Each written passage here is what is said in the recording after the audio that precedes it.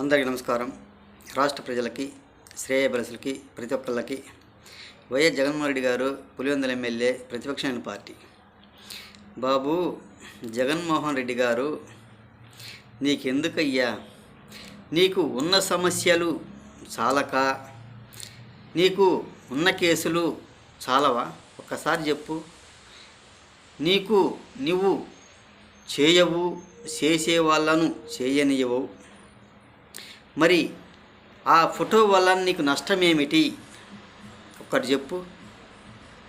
ఇప్పుడు ఏదో వాళ్ళ అభిమానం వల్లనో, ఏదో ఒక రకంగా వాళ్ళు ఒక సీఎం ఫోటోవనో, ఒక డిప్యూటీ సీఎం ఫోటోవనో ఫోటోల కార్యాలయంలో పెట్టుకుంటారు.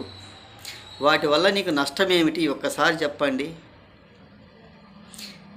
నీకు ఒక్కటి చేతనైతే చెయ్యి, అసెంబ్లీకి వెళ్ళు. నిన్ను నమ్మి నీకు ఓట్లు వేసిన ప్రజలు ఉంటారు కదా, ఒక గ్రామాలలో, ఒక నియోజకవర్గాలలో, ఒక మండలాలలో, నియోజకవర్గం పరిధిగా మిమ్మల్ని నమ్మి ఓట్లు వేసిన రాష్ట్ర ప్రజలు కొంతమంది ఉంటారు కదా నియోజకవర్గాలలో.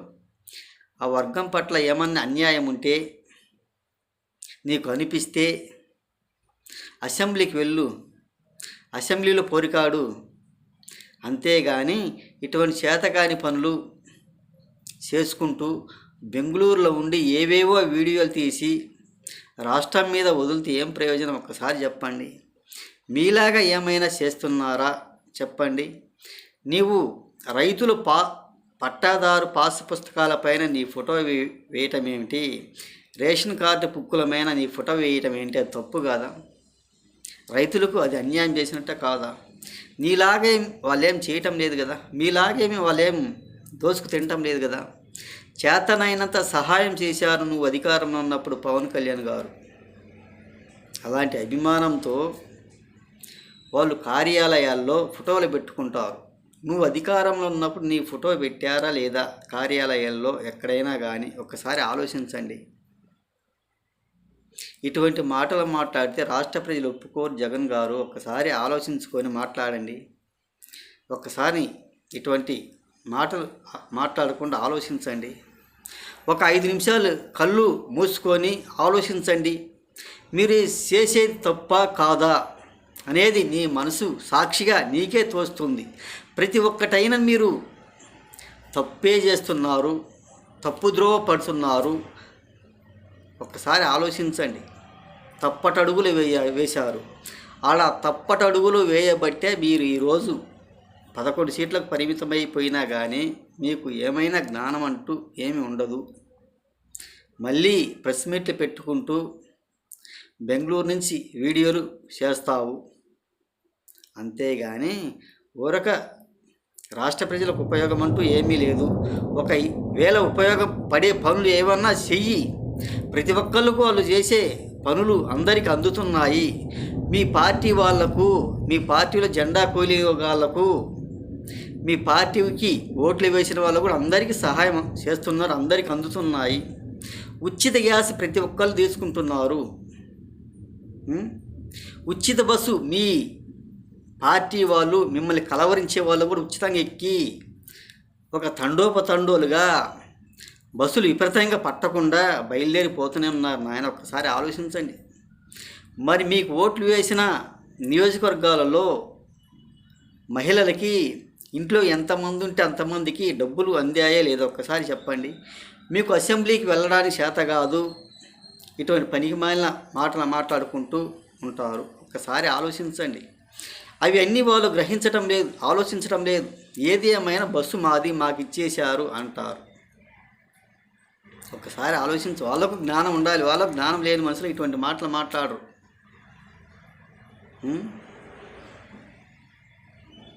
అది ఓటు అనేది ఎవరికి వేసామా ఏమి అనేది, ఈ మాట అనకూర్చా అనకూడదా అనేది వాళ్ళకి తెలియటం లేదు.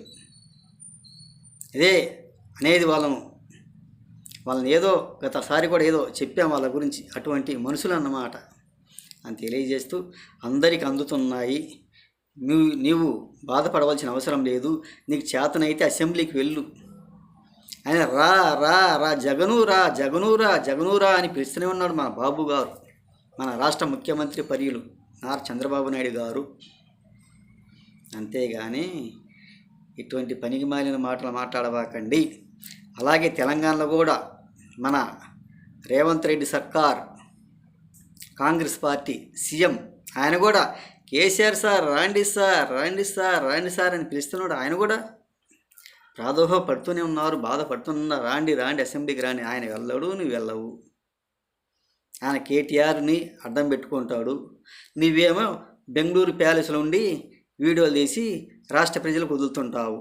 అంతకు తప్ప ఈ వీడియోలకు తప్ప దేనికి పనికొచ్చే వాళ్ళు మాత్రం కాదు. ఒక్కసారి ఆలోచించండి అని తెలియజేస్తూ, ఏది ఏమైనా గత ప్రభుత్వంలో కూడా కేసీఆర్ సార్ కూడా కొంతవరకు సహాయం అనేది కొంత చేశారులే. పాపం రోడ్లు అయినాయి, రోడ్లు వేశారు, అన్నీ వేశారు, బాగానే పరిపాలన బాగా అందించారు, పర్వాలేదు ఆయన కూడా అని తెలియజేస్తూ, నీలాగిలా రాష్ట్రాన్ని సర్వనాశనం చేసిన వాళ్ళు ఎవరు లేరు.